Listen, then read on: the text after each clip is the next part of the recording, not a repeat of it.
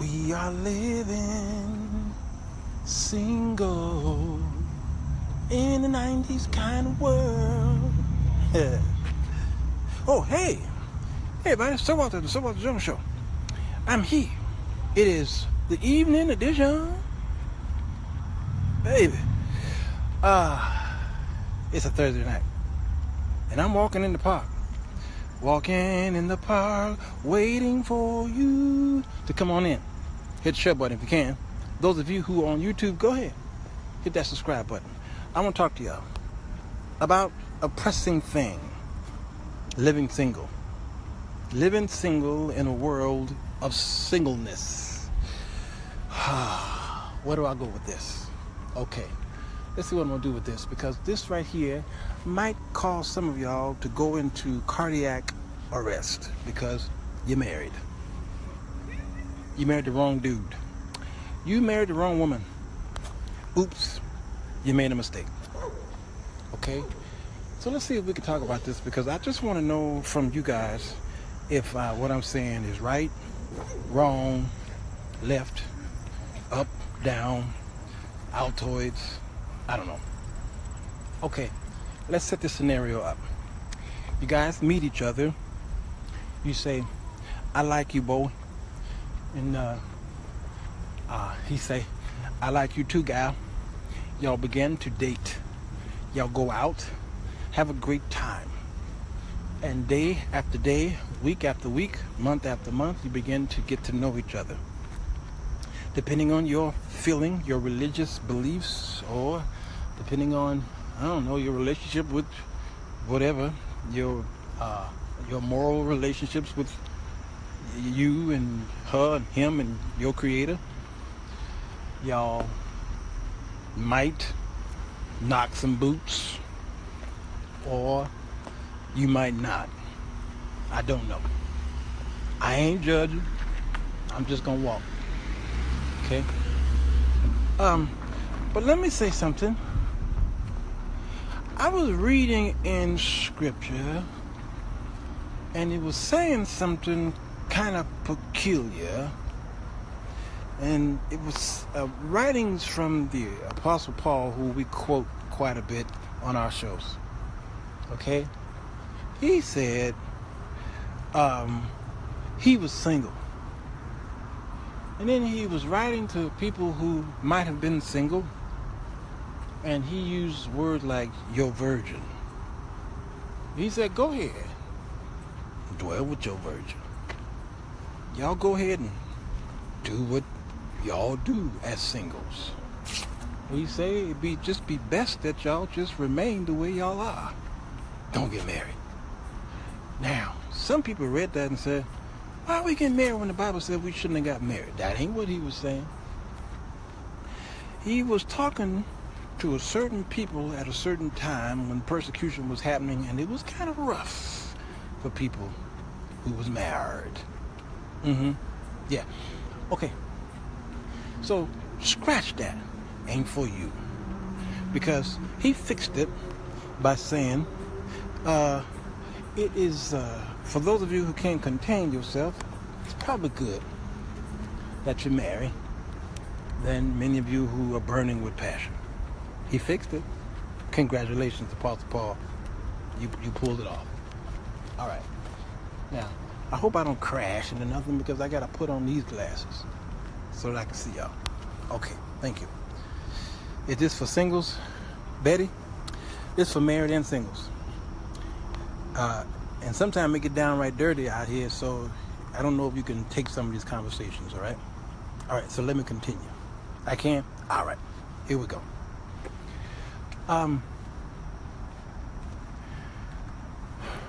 There's a lot of married people who are not happy right now. Y'all are living in a strange house. There are many married people who are watching this video, who will watch it. Hundreds will watch it tomorrow. And they are going to hear me say that some of y'all are living in bondage because your husbands don't treat you the way he used to treat you when you guys first got together, or when you guys got married, he don't treat you the same way. What happened? Where's the disconnect? How did this happen, and what can I do about it? All right. What I come to discover as I walk in the park, I'm in the neighborhood now, I'm the mayor of Surreyville, is this. A lot of times, you say every day isn't going to be happy though. No, it's not, Latoya. But watch this. In some of the married folks' lives, every day is a bad day with their husbands and vice versa. Did you hear me, Gibson? I get what you're saying. But in some marriages, every day is not good. Okay. A lot of times, it's how y'all discovered each other. Okay? One mistake that I have discovered that women make is you fall in love with the idea of falling in love, number one. Number two, you get so captivated over planning the wedding that you didn't plan the marriage. I walk. The man can't stand a wedding. He prefer not going through that stuff. He really would like to just go down to the justice of the peace or the pastoral office and get it over with. He want to save that money and live happily ever after. He want to talk about stock tips and investment plans. In many cases, the women know.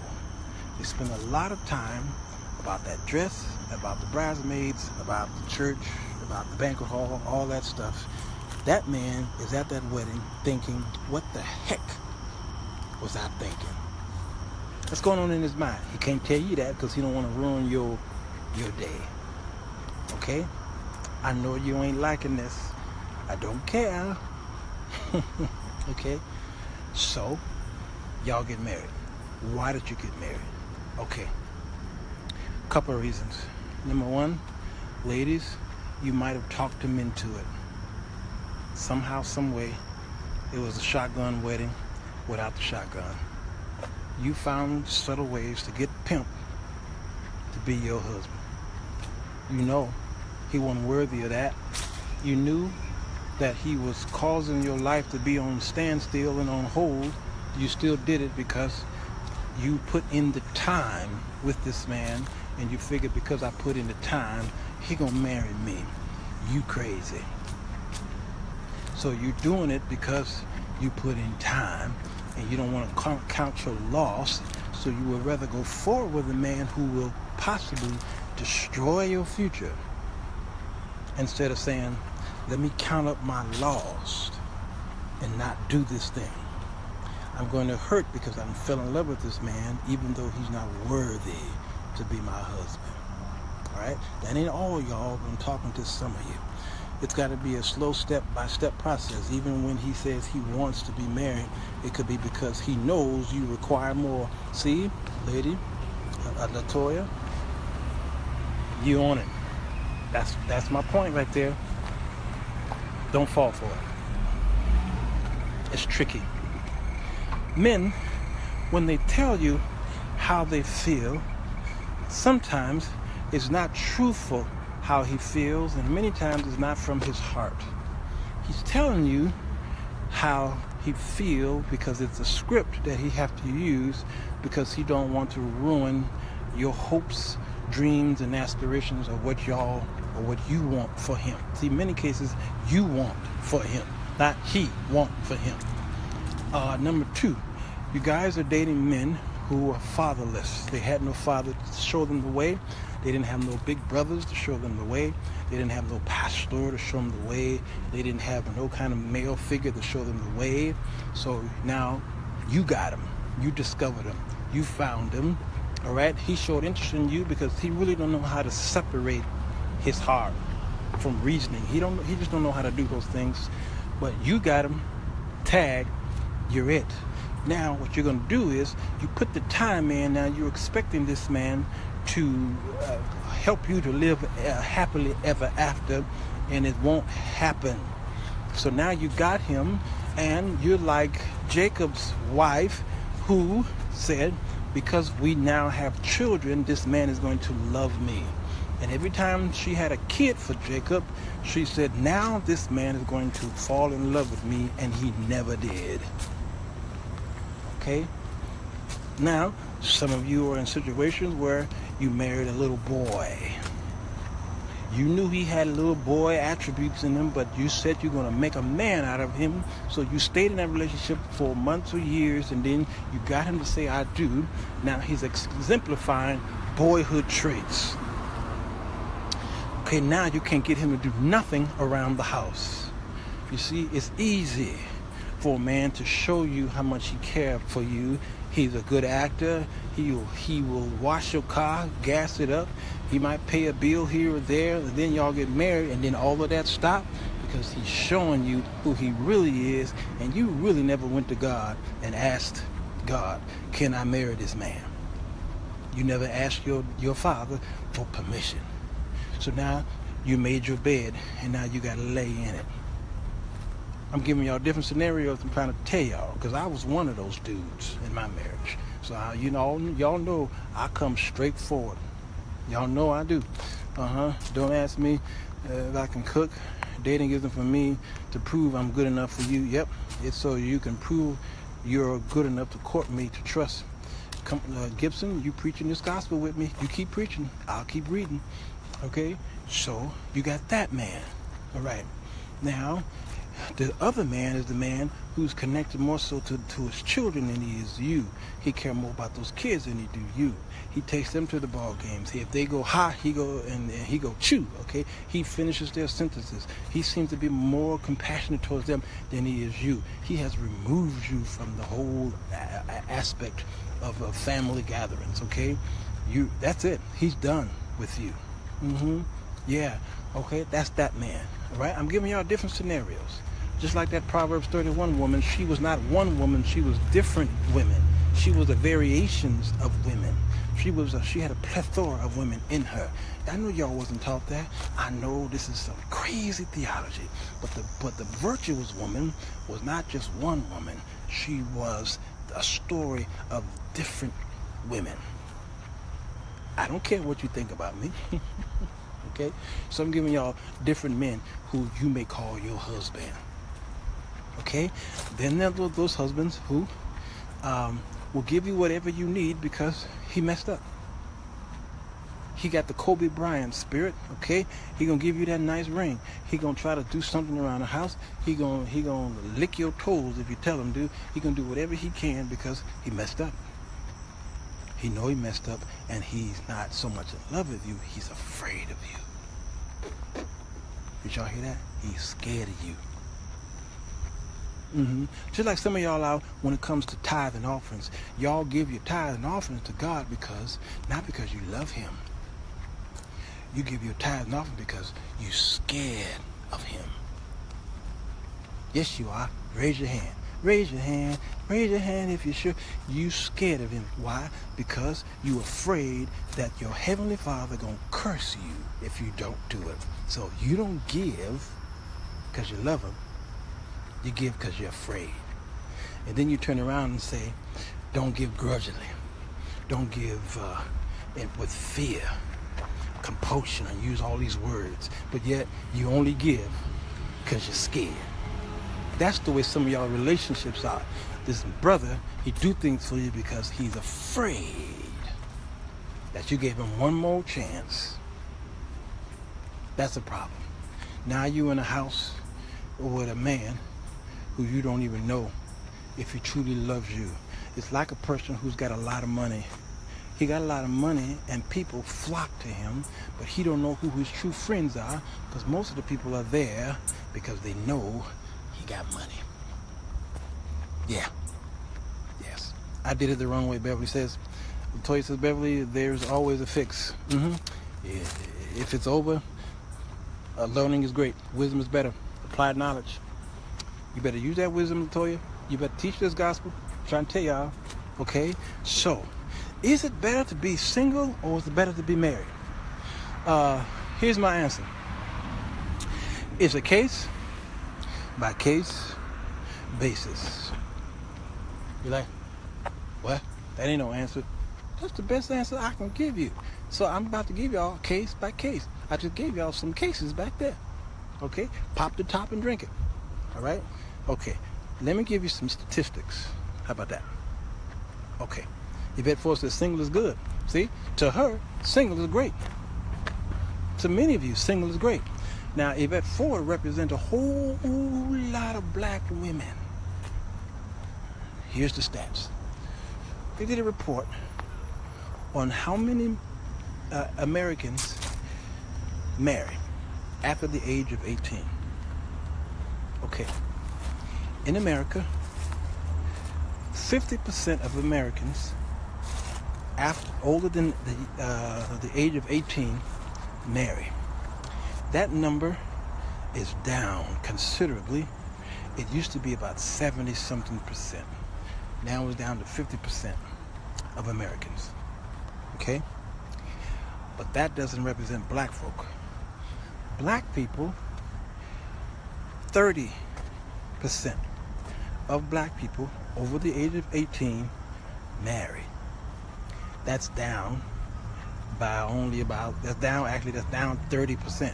Okay, that's what they said. It's down 30%. What happened? They said, even though marriage has a lot to do with religion, and they said that African Americans are the most religious group of people in the United States than any other group. And because they're the most religious, they are the ones getting married. They were the ones getting married based off of morality and religious reasons. Okay.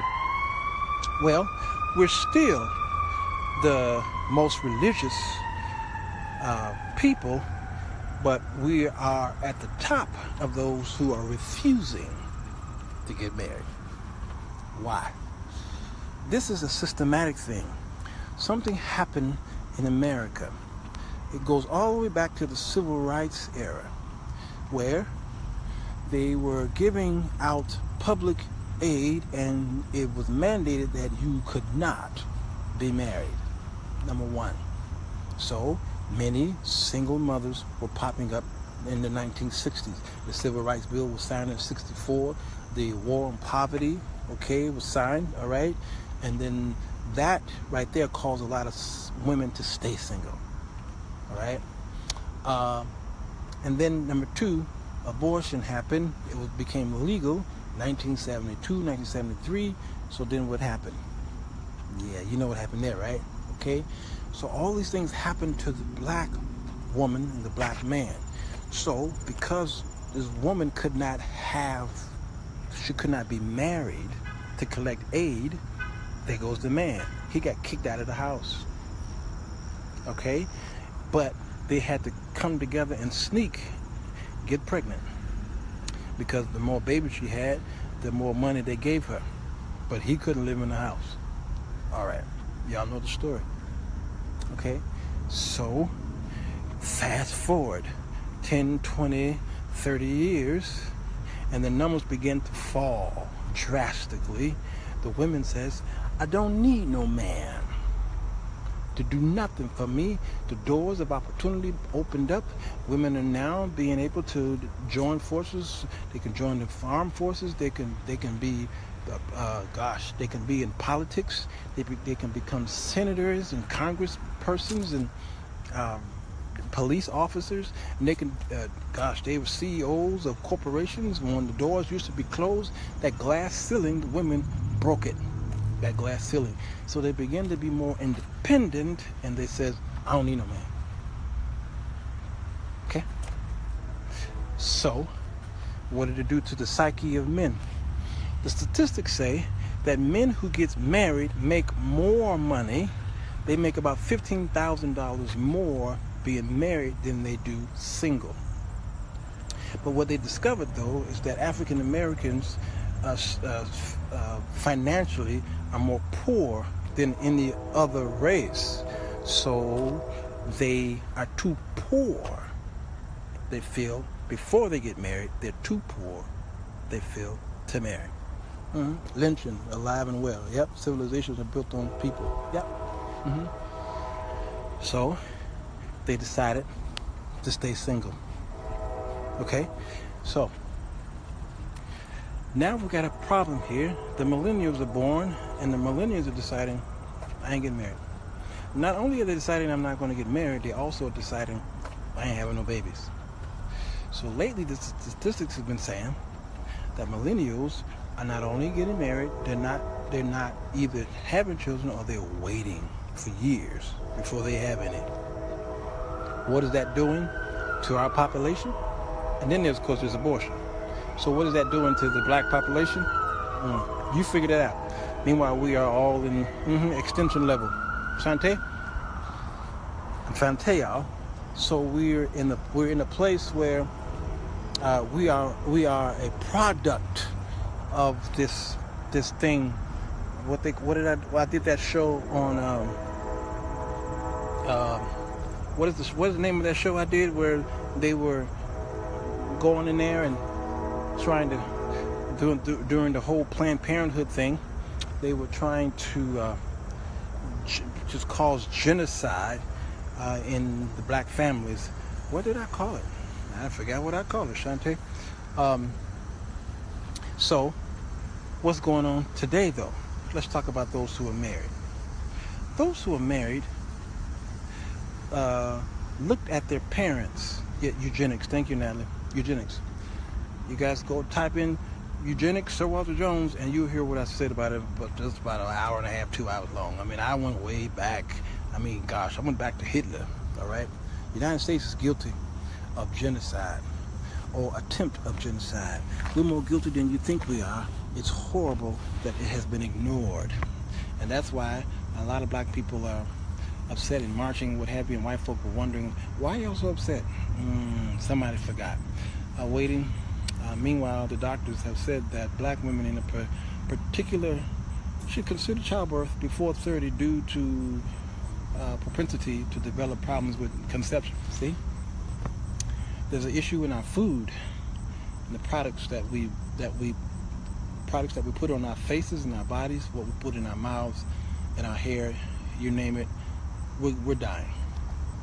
Okay, that's another show. A lot of married people that I know today got married because they saw how their parents were. Their parents seemed like they were madly in love with each other. I know I saw it.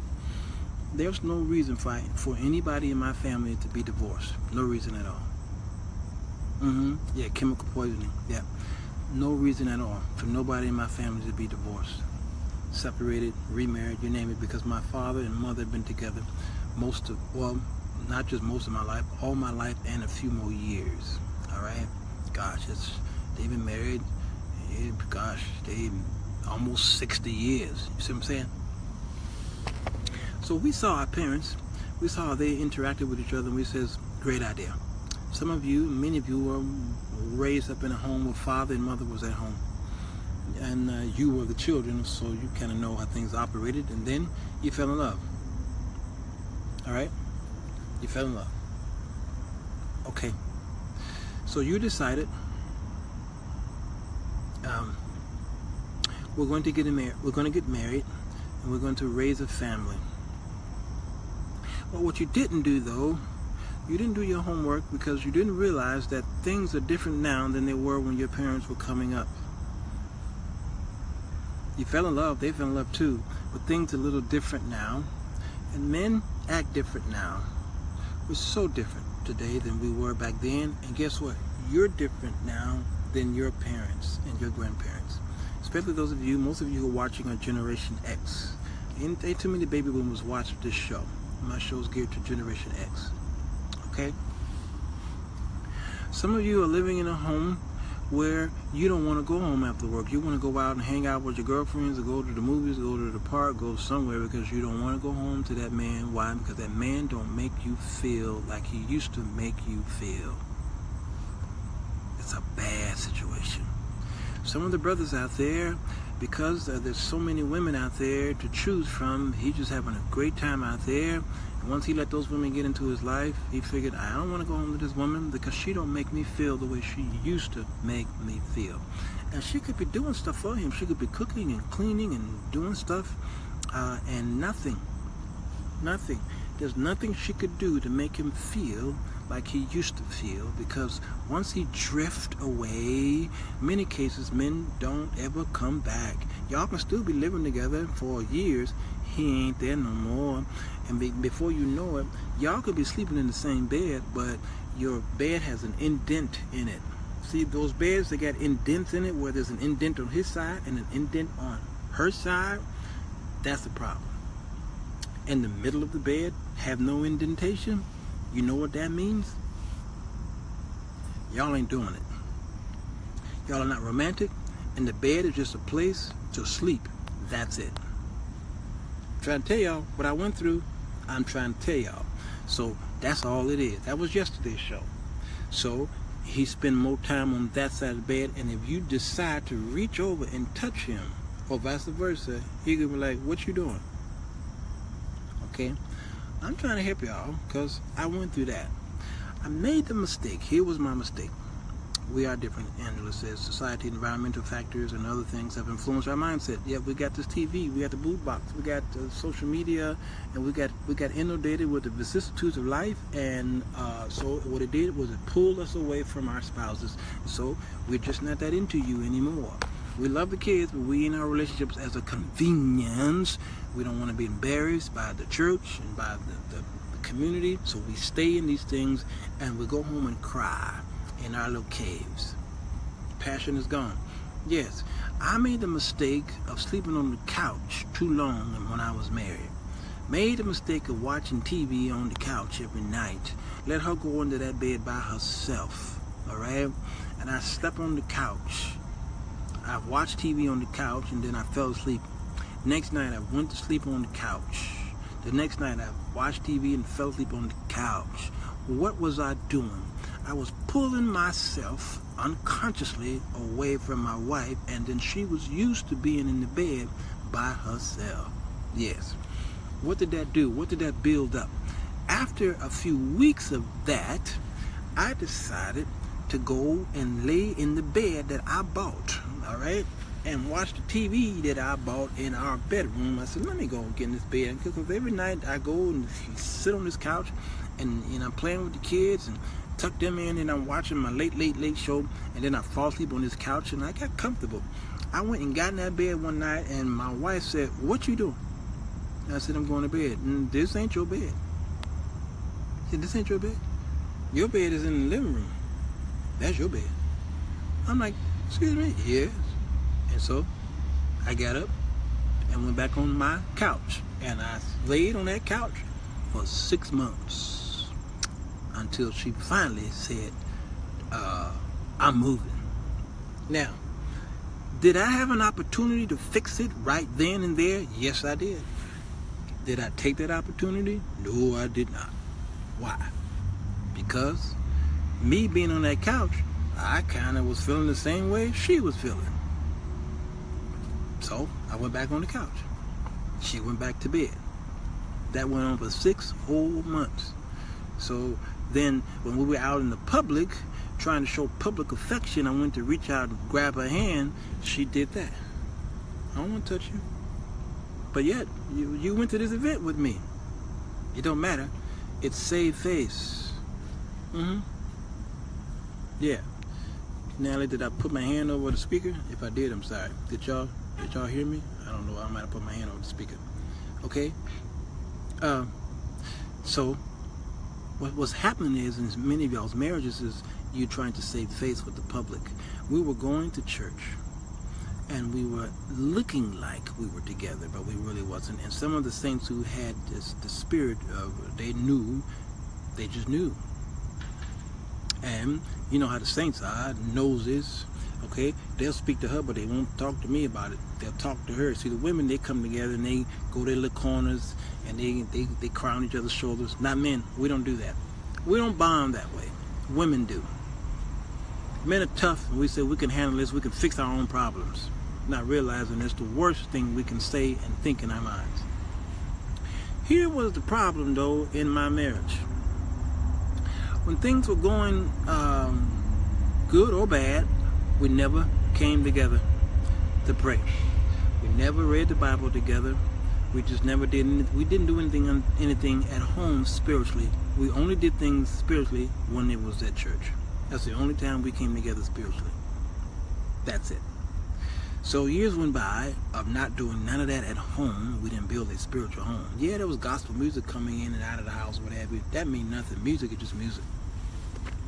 So when we started having major problems in our marriage, and when I told her, don't be listening to these cackling women at the church because they're going to lead you astray, because many of them are in their divorce or they've got unsaved husbands at home, and now they're going to try to counsel you on how to fix you and my marriage.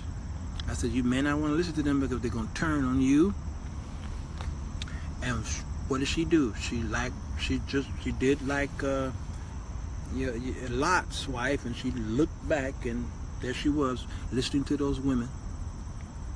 And a couple of weeks of listening to those women, before you knew it, those women began to turn on her, and the information that she told those women about me started coming back to me. I knew where the moles were on my body. I knew where that and I'm like, how you know where the moles are? Yeah. So, how you know how I moan when I'm having sex with my wife? How you know what name I call her? That's bedroom talk. How you know that stuff? You know how they knew that stuff? Okay? So, they turned on her, and she realized that, so she came to me and apologized and said, I'm sorry. You told me not to do it, and now they're turning on me. I says, I know they would. That's what the Christians do. And for the first time at that time in the 8 years we were married, we finally decided to pray. Yes, it was my decision because I was the man of the house. So I said, I think it's time for us to pray for our marriage. And you know what she did? She started to laugh. She laughed just like Mary did when that angel told her, you pregnant. And Mary laughed. My wife at the time, she laughed. She didn't laugh out of scorn. She just laughed because she was kind of surprised that the man of the house decided to be the man of the house, or the priest of his home, for the first time in 8 years. I grabbed her hand, and then we prayed. And when we got through, I felt like an idiot because I'm like, why in the world was the only time that we prayed was when we said I do at the altar? Other than that, we never prayed in the home before. Sad. A wise woman builds her house. Y'all gotta be wrangled. Amen. Amen, girl. Okay? So, then, here comes divorce. Here it comes. The talk of divorce, the thinking of divorce, going to talk to other people about divorce. Here it comes. That should never be a conversation or a thought pattern, but when it gets to that point, it's either too late or you're in the middle where you got an opportunity to fix it. One of the two is going to happen. In many cases, and too many of the cases it's too late. Divorce is imminent, and you move on with your life. And in many cases, you back in that situation after a few months, if maybe a year, you're back at the altar saying, I do. Tell me I'm lying. I know I ain't lying, because I go to play for some of those weddings, or they ask me to marry them. And I tell them, y'all need counseling. I ain't doing it. This week I've got 3 counseling sessions. I've got people that ask me, can you? You know why they ask me that stuff? Because they know I'm going to tell the truth whether you like it or not. A lot of my romance in the park has caused people to call me and say, Brother Jones, can you talk to me? I got an issue. So I talk to them. I say, hey, let's talk. Let's go walking. I want to talk to see what's going on, because you know I'm going to tell you the God for honest truth, if that's a phrase. And it might be nasty, but you're dealing with a nasty situation. Because I dealt with it. And the church is going to lukewarm you to death. They're going to throw a lot of scriptures in your face, and you're going to walk away still confused and trying to figure out, yeah, but what happened in that session? Well, he brought up a whole lot of scriptures. Did he tell you about this issue and this? No, not really. They just read a whole lot of scriptures. That's the problem. Hey, Lena. Is it Lana or Lena? Okay, that's the problem. So I'm gonna tell you the truth. I looked up and I thought I thought that the moon or the sun was falling. I saw that coming there, but that's okay. That's moving, ain't it? All right, that's an airplane. Okay. I thought we was under attack or something. Lord have mercy. Let me get out of this part. Okay. All right. So y'all talking about divorce. How'd you get to this place? I don't know how you get to this place. It's a case-by-case situation. It should never come to this place. But that's what happens. And how does it happen? A lot of times it's where you meet this guy, where you met her, usually causes these things to happen. Where'd y'all meet? I ain't talking about so much the place. I'm talking about where you meet here. Where'd you meet here? Some of y'all met little boys and they never grew up. Some of y'all met little girls and they never grew up. That's the problem. How do we fix this? Well, of course, we got to involve God in this thing. Well, guess what? God should have never not been involved. He should have always been involved in it. Oh, man. Husbands can be a tricky situation because many of them have been removed from the spirituality of life. They've been removed. They've been removed. They didn't know how. I was one of them. I didn't know how. I didn't know how. The wife is starving for attention. We don't know how to give it to you. You're starving for affection. We don't know how to give it to you. We don't talk to you because the TV got us all caught up. The phone rang and we answer it and we want to stay on it because we don't want to talk to you. We got problems. We got 99 of them. Husbands can be tricky. Okay? And then what happens is the wife decides to respond off of that. So she began to do things on her own to try to fill in the void that is there. What does she do? Doesn't mean that she's going to go out there and cheat, because the man usually would cheat before she, but a lot of women are doing it. So she figured, y'all can get away with it. Y'all are good at it. Okay? All right? But outside of that, let's not even talk about the cheating part. We're talking about the division in the house. Why is this happening so much in Christian homes? Well, the word Christian is loosely used because everybody Christian today. Everybody and their mama Christian. The world say they're Christians. Okay? The United States say they're a Christian nation. They never was a Christian nation and they never will be. All right? So you marry somebody who said they love God and they did all this stuff. But Monday through Saturday, they didn't show any of that stuff. They showed it on Saturday because they did the hop, the bump. They jumped up and down and said G's and foamed at the mouth. But Monday through Saturday, not so much. Yeah, you see, I did that when I was married. I would go to church. And I would play the role of the Christian. Play the role of a godly man. Play the role of the priest in my house. I played those roles, okay? And then my wife said, that ain't him at home. Oops. Yeah, she ousted me. Yeah, she did. Embarrassed me. She said, no, that ain't him. That's not him. That's him at church. He got on that robe, but that ain't how he acted home. He ain't the priest of this house. I am, because I got to beg him to pray with me. But when Sister Sally called on the phone, asked for prayer, he said, bow your heads, Father, in the name of Jesus. But when I ask him, come rub my toe, he ain't gonna do it. He too busy. So I suggest some of y'all, your ministry might be singlehood. Why? Because some of y'all don't realize you can really mess up somebody's life forever. Forever is a long time, people. Forever, you can't count forever, all right? And even after a divorce, there's some people still in their minds are affected by what you did or did not do to or for them. It's best you stay single. The life you save might be my children. Stay single. Turn to singles right now who are so caught up into wanting to be married so bad that you do anything just because your best friends are married. Now, you want to run down that aisle, okay?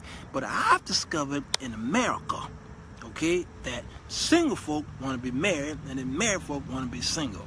We just ain't happy. But I think you should choose the smarter thing and know who you are, and some of y'all ain't good at marriage. Ain't good at it.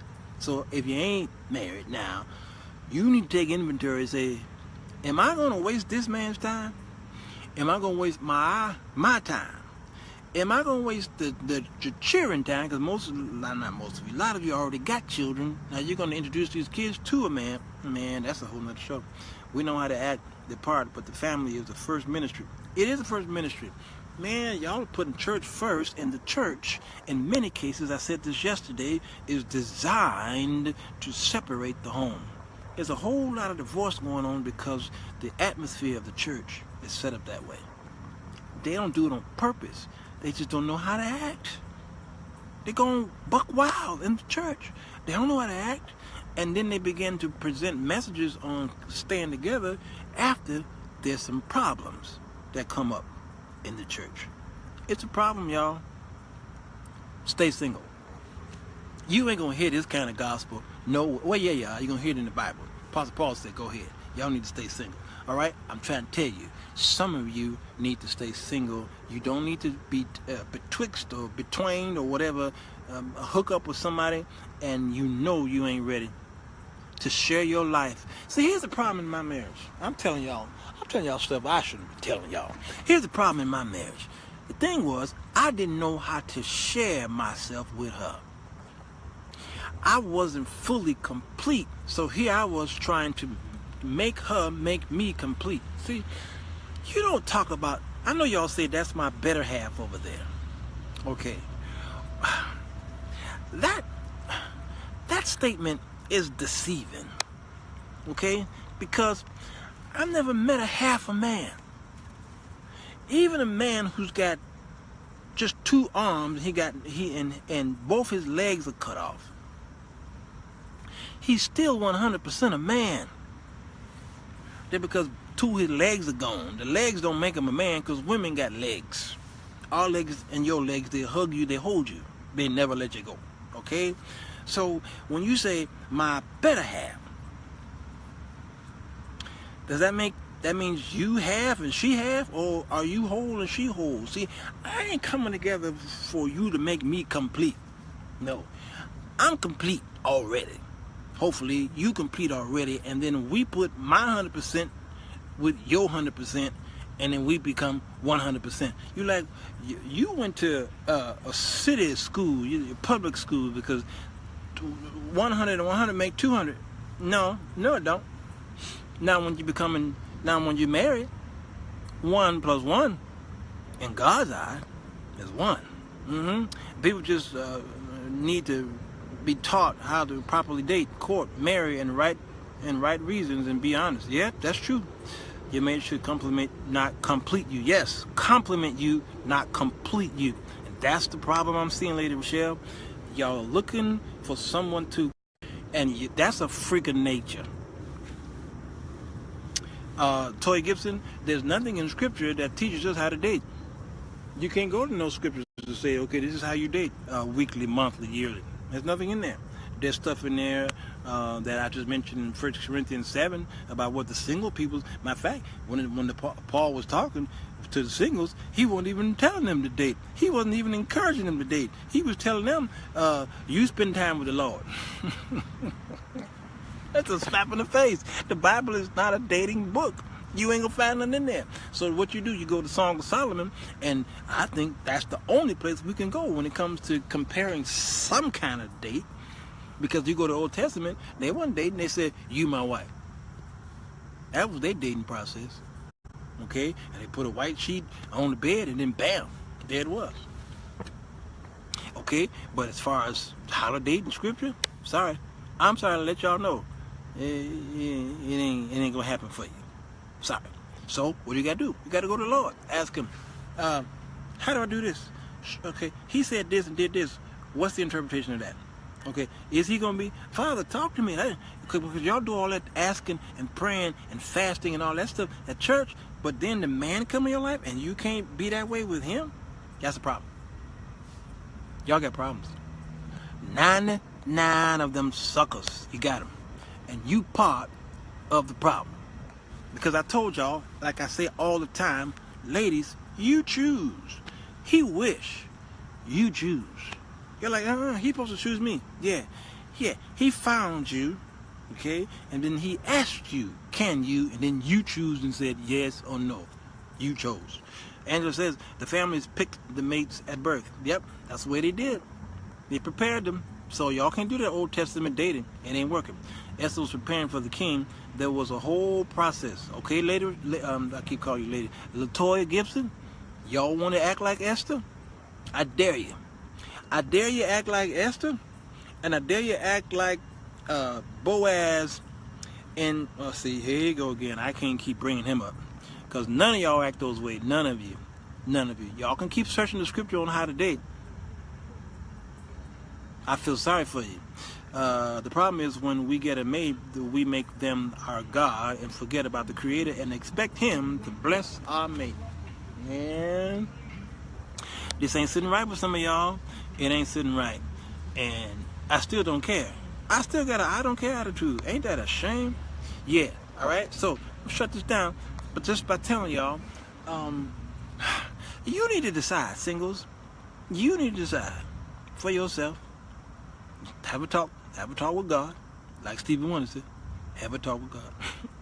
And you need to come together with your intelligence and say, am I really ready for this? Am I ready for this?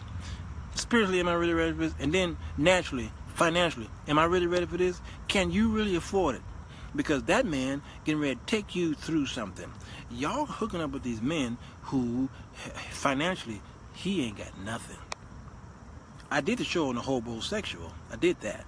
He just with you because he need a place to stay. He needs some finances. Okay, he got a get rich quick scheme, and he wants you to sign and co-sign and loan him this. Okay, y'all, you don't want that.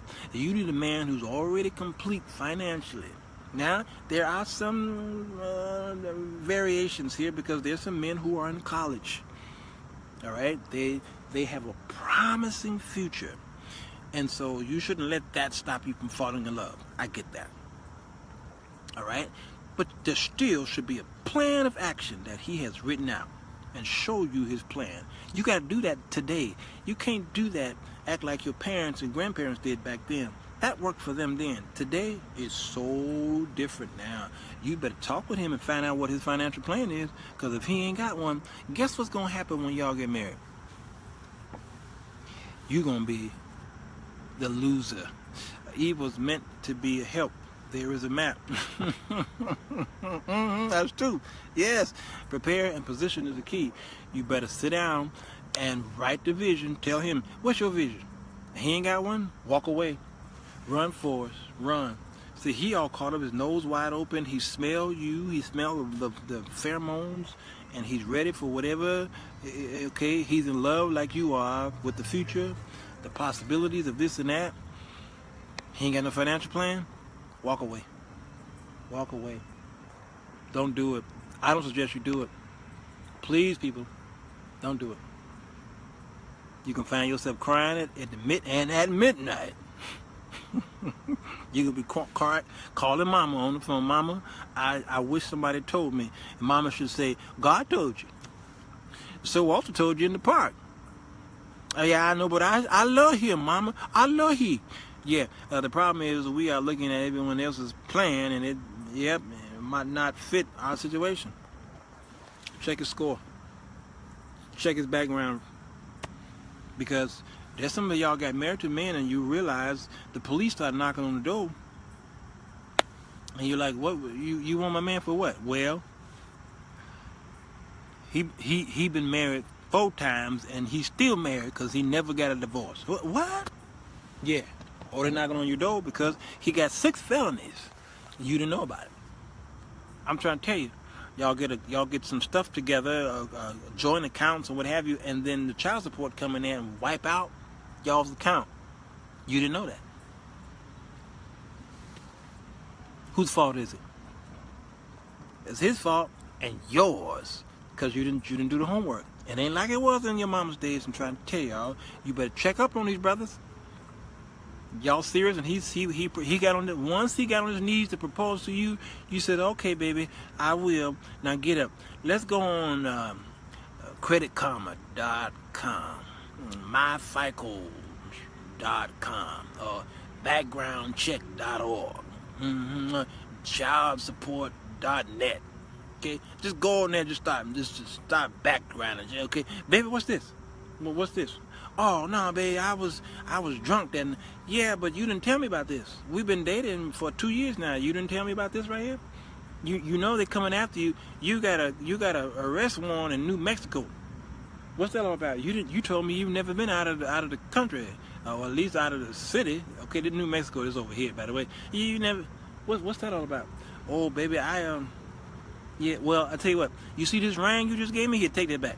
You might need to sell that so that you can take care of that.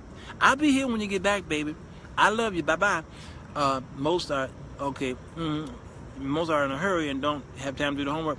Angela says, I suggest a private detective. Yep, that happened to a close relative. Didn't know the chaos she married. Y'all better do your investigating.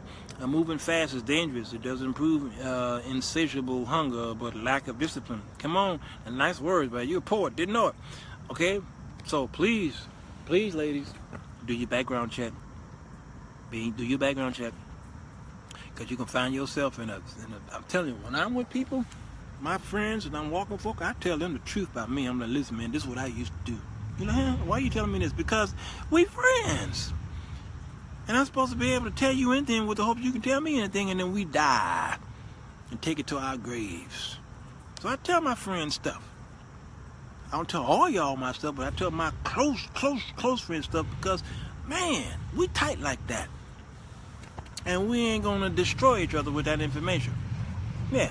Sometimes, when I'm in certain territories, I'll call my best friend up and say, hey man, I'm over at so-and-so's place. It's about 1 o'clock in the morning.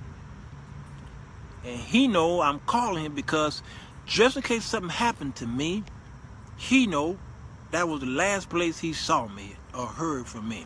So when they come looking for me, because they ain't seen me in a day or two, he can say, he told me. Last I called, when he called, the cell phone ping said he was in Schaumburg at 1 a.m. doing ministry over there at some house. I don't know. You got to be close to friends, close enough to tell them when they breath stink. You got to be so close to your friends to tell them that they was wrong, okay? And if you ain't that close to your friends to tell them that they wrong, they ain't your friends and you ain't their friends either. So if y'all are dating and you're talking about getting married, you got to be so close to each other to tell each other something about you that you never said. Don't go down that aisle before you tell them, I am a pedophile. I was messing with them boys. I was working for the Catholic Church and I was messing with them boys, and I'm on the sex offenders list. I figured I'd tell you this now. Now then you decide, I can't do this. I can't do it.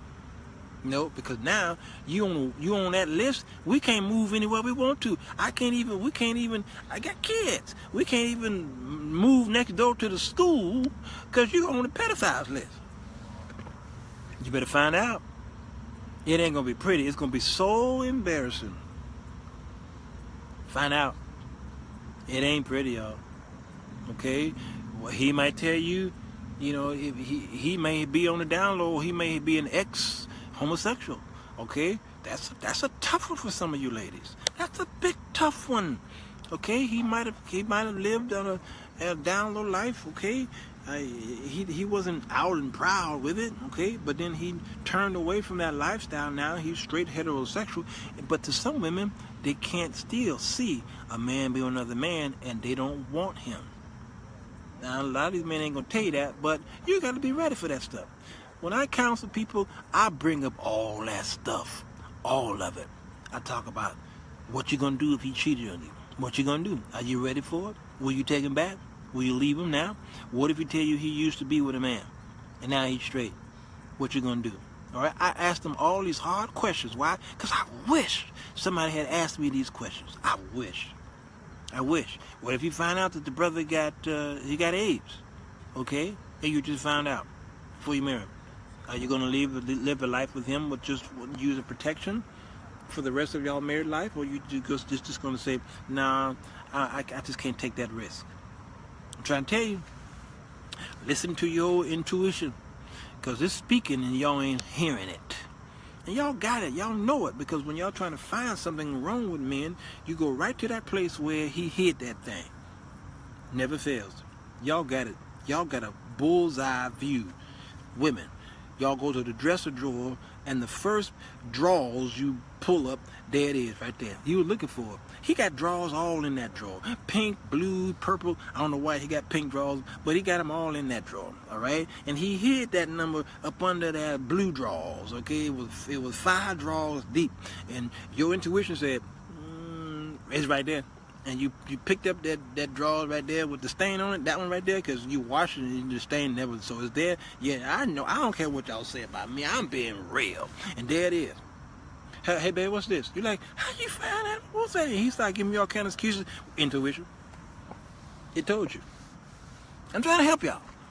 I don't care what you think about me. Y'all know I don't care. Man, I got folk over there at YouTube calling me all kind of coons and niggas and you bigot and you. And I always respond to them and say, "Ooh, thank you, Tink Tink. Thank you so much. I didn't think you cared. I appreciate it. I love you too. I love it when they call me those names. Yep. I know lawyer, Latoya. I call you lawyer. Latoya Gibson. I know yuck, but some of these women got to deal with that. So you ain't married, but some of these married women got to deal with the nasty, dirty drawers that got the stain in it, but that's his favorite piece of drawers, and he don't want you to get rid of it. What are y'all going to do about this, married women? Y'all got him. So now you got a baby. Hey, little boy. You married him. You made your bed. There's ways to fix it. But I've been on here too long, 56 minutes to 57 now, to go to that. That's another show. I'm going to get some of you married folk to come out here in the park and talk with me and y'all about how you fix this stuff. Because there's some people out there who have reconciled in their marriages. They did it the right way. Y'all can come and talk to me and them about it to help these people out there. Because every show I do, I get an inbox message from the people who says, thank you. I'm dealing with that right now. You just gave me some ideas. I don't fix everybody's problems, but sometimes they say, you gave me an idea though.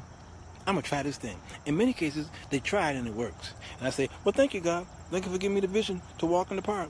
Now, when the winter comes, I don't know if I'm going to be out here. It's hard to do a romance in the park in my office. Romance in the office? That don't even sound right. Okay? Yeah, get that together. Nah, bro.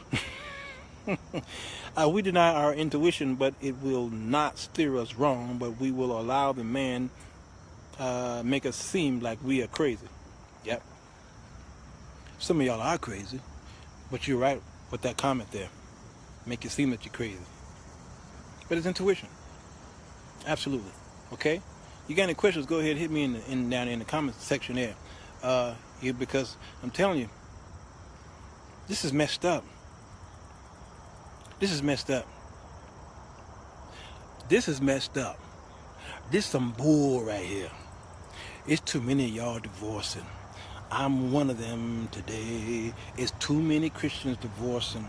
We got to stop this leak in the faucet. We got to stop it while we can. Too many are divorcing. Now, I'm going to sound bipolar by saying this. Some of y'all need to get out of that marriage before it's too late. Ooh, look at all of the mad faces that's popping up here. Now y'all mad at me. Yeah. I'm going to say it again, and y'all know I don't care. Some of y'all, if you don't get out of that house while you can, a bigger trouble is going to happen. I'm one of the rare elders out there in the world that will tell you, get out while you can. Get out. Like that movie, Get Out while you can. Why? Because some of y'all are in a dangerous situation and your children are in a dangerous situation. That man got a demon in him, and as long as you in there, all kind of stuff is happening in that house, and you don't know what's going on. I did the show the other day where these fathers were raping their own children, and the mothers were denying them because she's falling in love and loving this man. So you made him do it, and all this kind of crap. Y'all crazy. Get out of that house, and like Latoya said, and pray, and get you some good counseling. And maybe your counseling may be divorce. I know God said he hated, but he gave some of y'all a way out. Not all y'all, but he gave some of y'all a way out. Both Jesus talked about it and the Apostle Paul talked about it. Get out. I don't care what your pastor's saying about me right now. You think I care about you holy rollers out there telling us? How dare he tell us to separate? Okay, the old church was sending these mothers home, these wives home to these husbands who were beating them. And then before you know it, I was attending a funeral because the church said, I don't care what that man is doing, is saying, go back home to your husband. God said he hated divorce. And then he beat the hell out of her. And then I had to go play for the funeral. You crazy. Get out that house. I'm trying to save your life. Run, Forrest, run. Get the stepping, save you and your children's life, because you're in a bad physical and spiritual situation. Get out while you can and live alone and ask God to heal you as fast as he can and move on with your life. Don't return unless you see miraculous healing happen in that man's life. Get out of there. You ain't liking this.